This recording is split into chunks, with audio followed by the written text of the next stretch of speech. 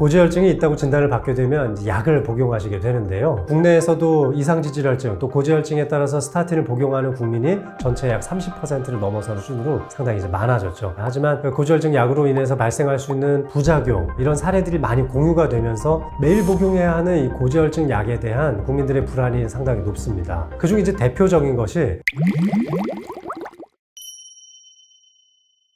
우리의 생명을 위협하는 질병 여러 가지가 있겠지만 노년기가 다가올수록 가장 중요하게 생각해야 되는 질환이 바로 혈관성 질환입니다. 단일 질환 사망률의 위험성 순서대로 보자면 이제 첫 번째는 당연히 암이죠. 하지만 암에는 굉장히 여러 가지 질환들이 포함되어 있잖아요. 그런 여러 가지 질환들을 다 쪼개서 생각해보면 그 비중이 이렇게 높지 않거든요. 그 다음으로 정말 제일 중요한 게 바로 이 심혈관 질환입니다. 마지막으로 이제 뇌혈관 질환인데 혈관 질환이 지금 5위 안에 2개나 들어있는 거거든요. 따라서 심혈관 질환과 뇌혈관 질환만 잘 관리해 도 중요한 사망 원인을 피해갈 수 있는 거죠. 따라서 혈관 관리가 장수를 하는 데 있어서 최고로 중요한 요소라고 할 수 있겠습니다. 자, 그런데 이제는 혈관 관리를 하기 위해서 무엇보다 중요한 것이 혈관 내부에 발생할 수 있는 염증을 줄이는 것인데요. 바로 LDL 콜레스테롤에 대한 관리입니다. 혈액 검사를 통해서 콜레스테롤 수치를 살펴보면 총 콜레스테롤 수치도 있지만 HDL과 LDL 그리고 중성지방으로 나눠볼 수 있습니다. HDL 콜레스테롤은 잉여되어 있는 콜레스테롤들을 다시 간으로 쓸어오는 역할을 하기 때문에 상당히 긍정적인 역할을 하죠. 하지만 LDL 콜레스테롤과 중성지방은 나쁜 역할을 상당히 많이 수행하게 되는데 LDL 콜레스테롤에 의해서 혈관벽에 상처가 조금씩 발생하게 되고 그 상처가 난 틈새 안쪽으로 바로 이 중성지방이 끼어들어가게 되는 거죠. 이렇게 되면서 혈관은 점점 뚱뚱해질 수밖에 없고 뚱뚱해진 혈관 사이로 혈액이 통과될 수 있는 가능성이 줄어들게 되는 거죠.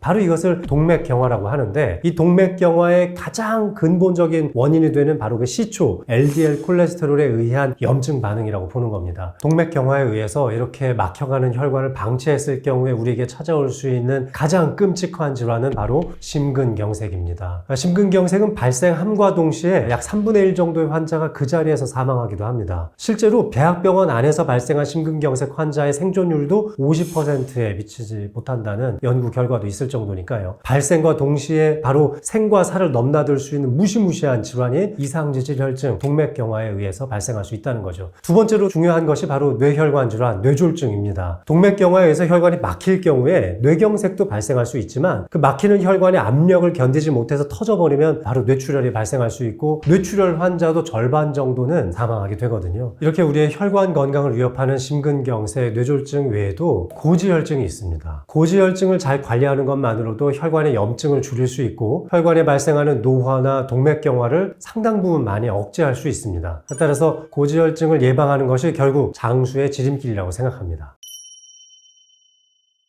고지혈증이 있다고 진단을 받게 되면 약을 복용하시게 되는데요. 국내에서도 이상지질혈증 또 고지혈증에 따라서 스타틴을 복용하는 국민이 전체 약 30%를 넘어서는 수준으로 상당히 이제 많아졌죠. 저만 해도 벌써 7년 전부터 약을 먹고 있는데요. 국내에서는 35세 이상의 남성은 약 40%가 이상지질혈증을 가지고 있습니다. 이 중에서 한 절반 정도는 약을 먹어야 할 정도인데요. 따라서 고령층에서의 고지혈증 약을 복용하시는 분들의 비율은 앞으로도 훨씬 더 많이 늘어날 전망입니다. 고지혈증 약으로 인해서 발생할 수 있는 부작용 이런 사례들이 많이 공유가 되면서 매일 복용해야 하는 이 고지혈증 약에 대한 국민들의 불안이 상당히 높습니다. 그중 이제 대표적인 것이 간에 나쁜 영향을 미친다는 겁니다. 고지혈증 약을 먹게 되면 간 기능이 떨어지고 또 간 수치가 함께 치솟게 되면서 나중에 이제 간경화 또 지방간을 더 심하게 만든다 이런 얘기들도 있더군요. 하지만 사실 그 반대거든요. 고지혈증 때문에 간 수치가 높아져서 결국 고지혈증 약을 못 먹게 되는 환자들 분명 있기는 있습니다. 하지만 그 비율적으로는 0.2% 미만이거든요. 그러니까 1000명 중에 2명 정도만 간 기능 이상에 의해서 고지혈증 약을 중단하게 되는 것이고 1000명 중 998명은 복용하시는데 전혀 지장이 없거든요. 더군다나 지방간이 있는 분들이라면 더더욱 고지혈증 약을 복용하셔야 합니다. 지방간이 있는 것 자체만으로도 초래될 수 있는 혈관성 질환의 위험 요소가 상당히 높아지는 거거든요. 이럴 때 이제 고지혈증 약을 복용함으로써 LDL과 중성지방 수치를 낮출 수 있고 그것이 결국 지방간을 개선시키기도 합니다. 따라서 간에 안 좋을 것 같다라는 그런 두려움은 좀 벗으셨으면 좋겠습니다. 현재 국내에 나와 있는 고지혈증 약이 성분별로 보면 이제 5가지 종류가 있고 각각의 종류별로 대개 3가지나 4가지 정도의 용량으로 구분이 되어 있습니다. 최고 용량 수준으로 복용을 하면 간에 좀 무리가 가는 것은 사실입니다만 그렇게까지 고지혈증 약을 복용하는 분들은 거의 없거든요. 예를 들면은 급성 심근경색 환자라든지 급성 뇌졸중 환자가 병원에 입원했을 때 처음에 한 2-3달 정도만 아주 상당히 고용량의 고지혈증 약을 복용하게 됩니다. 일반적 용량을 드시는 일반인들께서도 굉장히 이거에 대한 부담감을 가지고 계신 것 같아요. 중간 등급 이하의 용량으로 고지혈증 약을 대부분은 드시고 계신데 이런 분들은 절대 간에 무리가 간다고 오해하지 않으셨으면 좋겠습니다. 두 번째로 걱정하는 것은 고지혈증 약을 먹으면 치매가 잘 걸린다는 소문도 있더라고요. 고지혈증 약 먹어서 브레인포그가 온 것 같다라고 해서 오신 분들이 있었는데요. 이 부분에 대해서도 미국 FDA에서 공식적인 연구를 진행했었습니다. 근데 아주 고용량의 고지혈증 약을 먹었을 경우에 대략 한 2, 3주 정도의 기간 동안에 약간 좀 전신적 피로감이 초반에 좀 생깁니다. 이 피로감 때문에 노인 연령층에서의 집중력이 일시적으로 떨어질 수 있지만 하지만 장기적으로 인지기능 저하나 치매를 유발한다 이런 내용은 전혀 없었습니다. 미국 FDA에서 이런 연구를 통해서 검증이 되었기 때문에 고지혈증 약을 먹는다고 해서 치매 발병률이 높아진다는 오해는 안 하셨으면 좋겠습니다. 또한 국내 대학 연구에서도 뇌졸중을 앓았던 환자분들 중에서 고지혈증 약을 먹었던 환자 그리고 또 먹지 않은 환자들이 인지력의 변화가 어떻게 찾아오는지를 봤던 연구가 있는데 오히려 고지혈증 약을 먹었던 군에서 인지력이 훨씬 더 잘 보존된다는 연구 결과도 있었거든요. 혈관성 질환에 대한 위험 인자가 많으신 분들이라면 오히려 인지 기능을 보존하기 위해서라도 고지혈증 약을 드시는 것을 추천을 드립니다. 세 번째로 염려하시는 부작용이 바로 근육이 녹는다라는 소문이 있습니다. 고지혈증 약을 먹었을 경우에 횡문근 융해증이라는 부작용이 발생하는 환자가 아주 극히 일부에서 보고가 되고 있는데요. 이것도 초고용량으로 먹었을 때만 주로 발병하는 것이지 일반적으로 우리가 섭취하는 고지혈증 약의 용량 안에서는 횡문근 융해증이 발생할 가능성이 매우 낮습니다. 그런데 이런 횡문근 융해증은 근육이 정말 녹아내리는 굉장히 심각한 부작용이고 이 근육이 녹아내리면서 발생하는 여러 가지 찌꺼기들이 콩팥에 많이 침착되면서 콩팥의 기능을 상실하게 할 수도 있기 때문에 굉장히 심각한 부작용이거든요. 그래서 의사들도 발생 비율이 매우 낮다 하더라도 이것에 대한 경계심을 갖고 있기 때문에 횡문근 융해증에서 나타날 수 있는 근육 효소에 대한 검사를 대략 한 1년에 한 번 정도 실시하고 있습니다. 특히 환자분들께서 고지혈증 약을 먹고 근육통을 심하게 호소하신다면 반드시 근육 효소 수치에 대한 혈액 검사를 통해서 알아보게 되는데요. 제가 지금까지 신경과 의사생활 20년을 하면서 고지혈증 약을 먹어서 횡문근 융해증이 발생한 환자는 채 10명도 되지 않았습니다. 그만큼 굉장히 낮은 비율로 발생하니까 좀 안심하셨으면 좋겠고 일반인들께서 먹는 중강도 정도 수준의 고지혈증 약 이하에서는 거의 이와 같은 부작용이 발생하지 않으니까 안심하시면 좋겠습니다. 특히 어떤 분들이 고지혈증 약을 드시면 혈관 건강을 지키는 데 도움이 될까요? 저는 이제 첫 번째로 배 나오신 남성분들 피 검사 한 번씩 해보시고 LDL 수치 좀 살펴보셨으면 좋겠습니다. 요즘 복부지방 또 내장지방의 비만율이 굉장히 높아지고 있는데요. 이런 분들 LDL 콜레스테롤 수치 검사해보면 거의 대부분 130이 넘어가거든요. 나중에 혈관 건강이 발생할 가능성이 높아지죠. 중심성 비만이 높아질수록 내당능 장애도 발생하게 되는데 제가 이제 30대 후반에 체중 많이 나갈 때 한 78kg까지 나갔었거든요. 그때 저도 이제 굉장히 내장지방이 많았었어요. 하루 종일 이제 앉아서 진료를 하고 굉장히 늦은 시간까지 야식을 좀 먹기도 했었는데 체중 감량을 하면서 지금은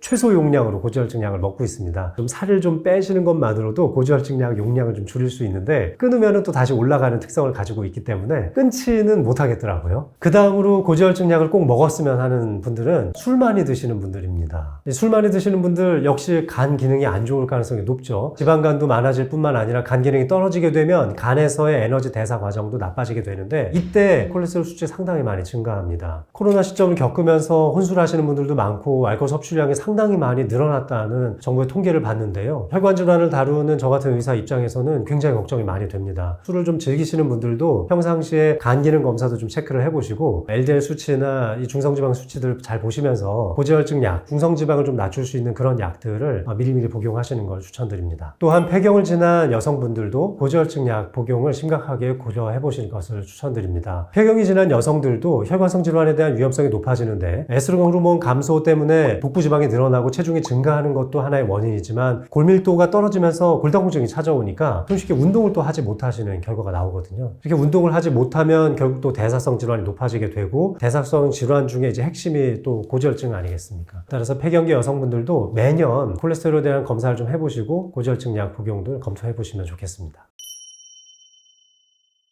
고지혈증의 경고등이 켜졌다면 제일 먼저 챙겨야 될 게 바로 식습관입니다. 식습관만 잘 갖춰도 고지혈증 전체의 한 20-30% 정도는 낮출 수 있거든요. 평상시에 내가 먹는 음식을 잘 살펴보고 지금부터 제가 말씀드리는 걸 따라와 주시면 좋겠습니다. 자, 첫 번째로는 탄수화물의 섭취 비율을 줄여야 합니다. 고지혈증 진단을 받았다고 해서 육류 섭취를만을 줄이시는 분들이 많고 일부러 밥과 반찬만을 이용해서 음식을 드시는 분들이 많은데요. 고지혈증 때문에 저희 외래를 찾아오시는 환자분들 중에 스님들도 계시거든요. 이분들은 고기 안 드시잖아요. 고기를 안 먹어도 고지혈증이 생길 수 있는데 바로 우리 민족이 가지고 있는 탄수화물 대사 처리와 관련된 유전자 때문입니다. 탄수화물만 먹어도 사실 고지혈증이 생기거든요. 탄수화물의 이제 대표적인 게 사실은 쌀밥이잖아요. 그러니까 쌀밥 비율을 조금 줄이시면 좋겠어요. 저 같은 경우도 지금 고지혈증을 앓고 있어서 꽤 오랫동안 약을 먹고 있는데 그래서 식단 조절을 정말 잘하고 있거든요. 저는 아침에는 바나나하고 견과류 그리고 락토프리 우유를 같이 넣어가지고 이제 갈아서 한 컵 정도 마시고요. 요것과 함께 프라이로 해서 먹든지 삶은 달걀 2개 정도 먹습니다. 여기에 올리브유 또는 이제 들기름을 상당히 많이 첨가해서 먹는 편입니다. 이렇게 따져보면은 아침에 제가 먹은 식사에는 굉장히 소량의 탄수화물만 섭취를 하는 것이고 대부분은 단백질 위주로 불포화지방산 위주로 섭취를 한 거거든요. 이런 방식으로 음식의 조절을 좀 해보시면 좋을 것 같고 점심은 저는 샐러드만 먹습니다. 체중을 좀 감량하고 지방간을 개선하기 위해서 샐러드만 먹고 있는데요. 샐러드에도 역시 이제 올리브유를 잔뜩 뿌려서 먹죠. 저녁은 좀 푸짐하게 즐기는 편인데요. 그래서 저녁에는 저는 밥 한 공기와 다양한 반찬들을 놓고 먹는데 여기에는 이제 반드시 해산물이나 생선과 관련된 반찬들을 꼭 놓고 먹죠. 이런 방식으로 식단을 좀 개선하시는 것이 굉장히 도움이 될 겁니다. 그런데 이제 이런 식단의 핵심이 되는 것이 바로 불포화지방이 많이 들어있는 생선이거든요. 치매 예방을 위해서도 불포화지방산을 많이 섭취하지만 혈관 건강을 위해서도 불포화지방산을 많이 섭취해야 되는데 여기에 가장 핵심이 결국은 LDL 콜레스테롤 수치를 불포화지방산을 통해서 많이 낮출 수 있다는 거거든요. 특히 등푸른 생선을 일주일에 2번 정도는 드실 것을 추천드립니다. 그리고 이제 여성분들 연어 좋아하시잖아요. 연어가 정말 좋은 불포화지방산이 많이 들어있거든요. 적당한 크기로 잘라서 미리 전날 올리브유나 좋은 불포화지방산이 많은 기름으로 좀 재워놓고 그 다음날 아주 연한 불로 천천히 구워가지고 스테이크처럼 좋은 소스 뿌려가지고 먹으면 정말 맛있잖아요. 이런 음식들 적극적으로 추천해드리고 싶습니다. 혈관을 꽉 막히게 할 수 있는 최악의 음식 믹스커피를 꼽고 싶습니다. 믹스커피 속에 설탕 함량이 굉장히 많거든요. 각설탕 약 2개에서 3개 정도의 함량이 들어가 있습니다. 이거 한 잔 드시면은 순간적으로 혈당이 치솟게 되는데 이 혈당이 치솟는 과정에서 인슐린 저항성이 높아집니다. 이 인슐린 저항성이 높아지는 것이 결국 우리 몸 전체의 대사를 억제하는 과정으로 초래하게 되는데 간 대사가 억제되면서 LDL 콜레스테롤 수치가 높아지게 됩니다. 가능하면 요즘 스테비아 같은 것들이 들어있는 믹스커피도 나오더라고요. 뭐 그런 걸로 좀 바꿔서 드시면 어떨까 싶습니다. 그러니까 여기서 제가 강조하고 싶은 것은 믹스커피 그 자체보다는 사실 그 안에 들어있는 설탕이거든요. 정제당 중에 또 우리 커피 전문점에서 이렇게 시럽 넣어서 드시는 분들도 많은데요. 굉장히 높은 정제당이니까 주의하실 필요가 있겠습니다.